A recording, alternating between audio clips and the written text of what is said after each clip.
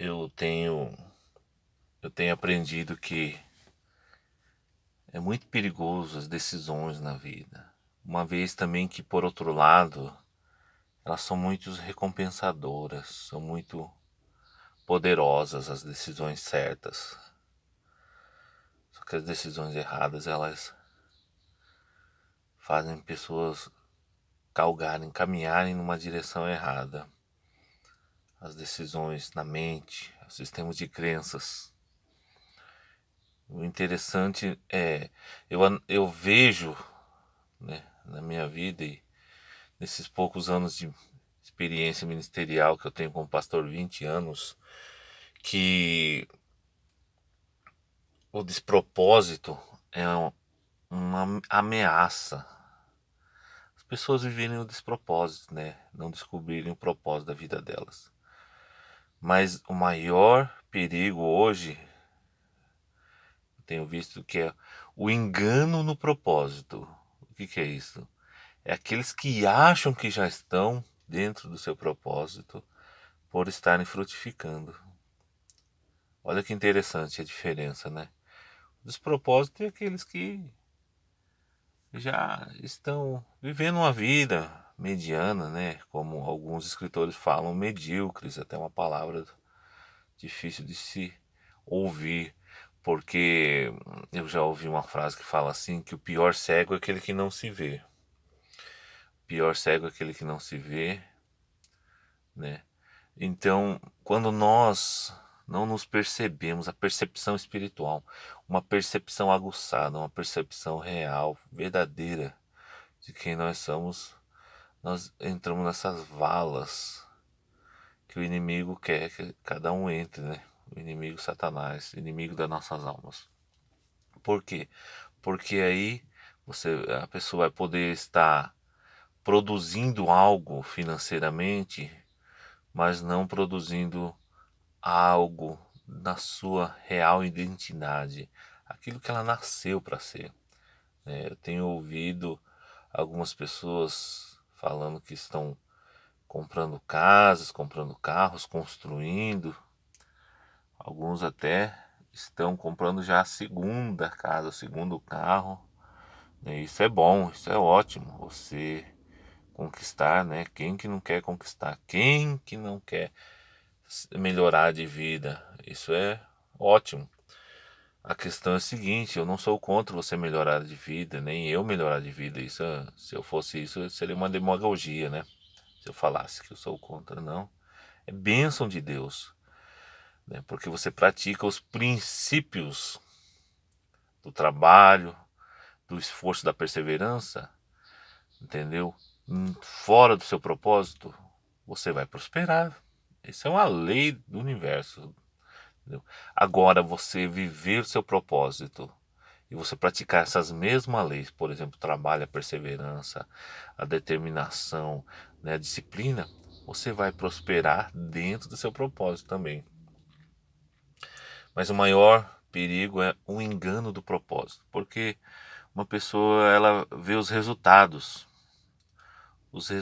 positivos que ela está adquirindo, né, de conquistar, de se sentir bem com aquelas conquistas, daquelas conquistas gerarem uma vida boa, gerarem você comprar o que você quer comprar, você poder viver uma vida digna, né, financeiramente, uma classe média alta, ou uma riqueza, você ficar rico, né, diante do engano do propósito, né?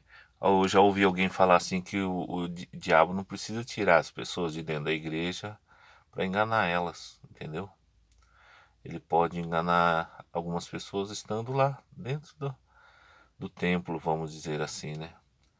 Então, muitas vezes, porque os resultados positivos, eles não são uma fonte leal, exata, de que esse seria o propósito da sua vida.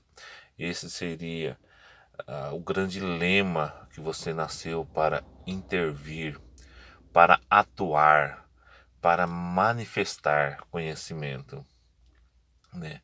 Por isso que eu, como pastor, eu tenho falado e dado conselhos de que você pode orar, ter o seu período devocional todas as manhãs. Eu não vou citar quanto tempo, 5, 10 minutos, meia hora, uma hora. É você e Deus, você vai poder se declinar diante de Deus, abrir seu coração, né, meditar na direção da sua vida, né, não no que a mídia está propondo nas redes sociais. Não, isso você vai ver depois. Estou falando aquilo que é direto, pessoal, teu relacionamento profundo e verdadeiro com Deus. É disso que eu estou falando, entendeu? Aí você vai ter grandes possibilidades de acertar, de entrar naquilo que o Espírito Santo estiver te direcionando, né?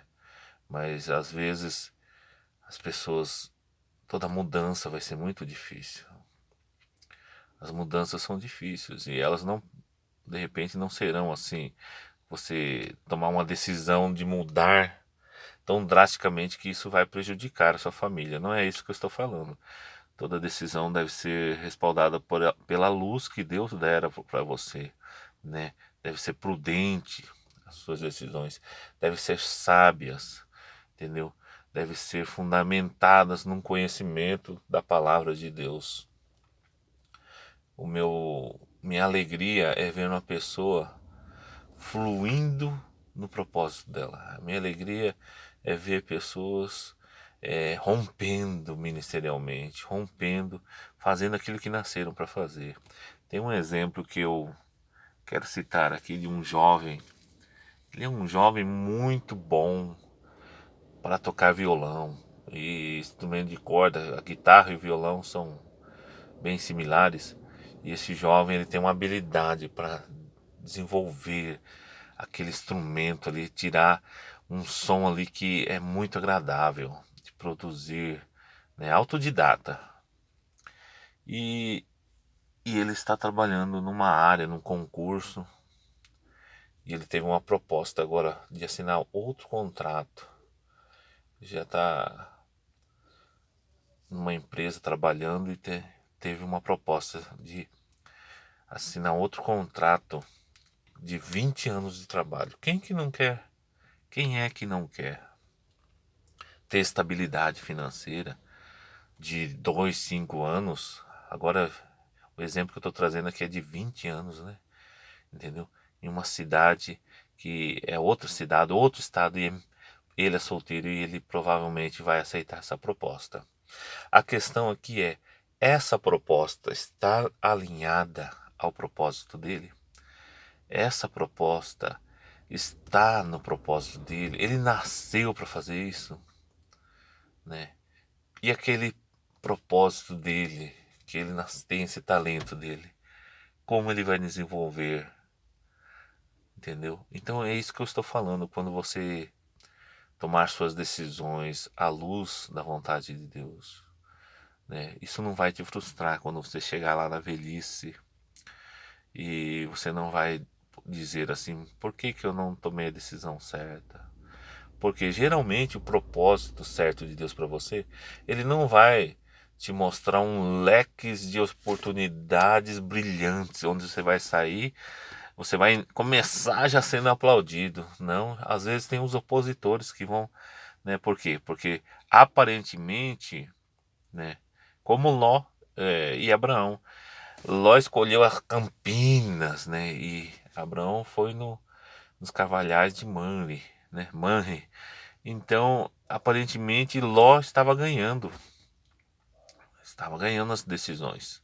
Abraão não, ele permitiu que o seu sobrinho decidisse, escolhesse aparentemente o melhor, né? Só que depois do final, todos nós sabemos que aquelas proximidades de Sodoma e Gomorra foi destruído e Abraão permaneceu o pai da fé. Então, muitas vezes, aquelas propostas de início que parecem boas podem lhe custar grandes anos que poderiam ser investidos no seu propósito verdadeiro, onde você nasceu para influenciar, onde você nasceu para gerar conhecimento, onde você nasceu para gerar habilidades, onde você nasceu para frutificar no seu propósito verdadeiro. Mas às vezes as propostas financeiras, né, elas conflitam e sempre, às vezes não, sempre elas vão conflitar. Os moldes humanos sempre vão conflitar com o modelo exato de Deus. Olha só que poderoso, né? Quando nós tivermos a percepção de que Deus tem algo firmado na rocha, que Deus quer que a gente construa algo que agrade a Ele, porque isso é uma questão de construção. Com as suas decisões você vai construir. Ou você vai construir algo que seja bom para você, ou você vai construir algo que seja bom para o reino de Deus. Olha só que diferença, né?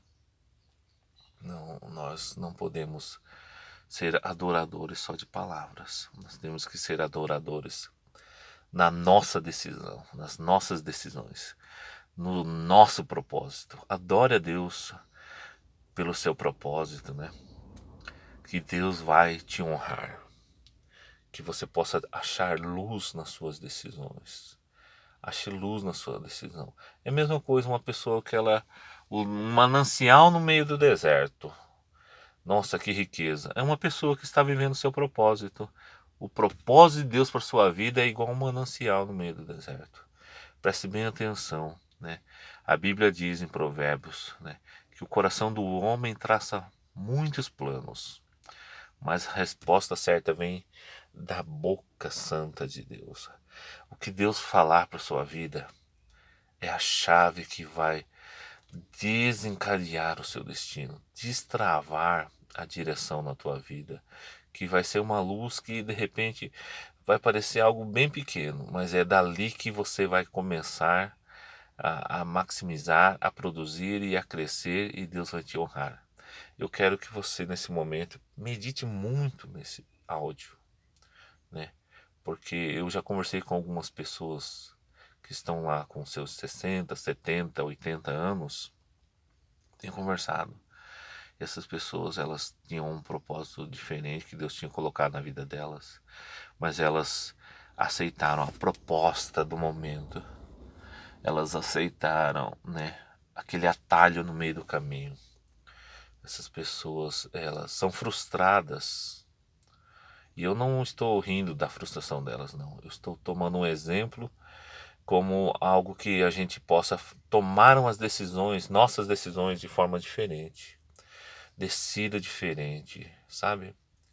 Não entre no modelo que as pessoas querem que você entre. Seja diferente, faça a diferença no seu propósito. Em nome de Jesus, que você abra o seu coração, que Deus possa iluminar a sua mente, que você possa encontrar a plenitude de alegria no seu propósito. Em nome de Jesus. Amém.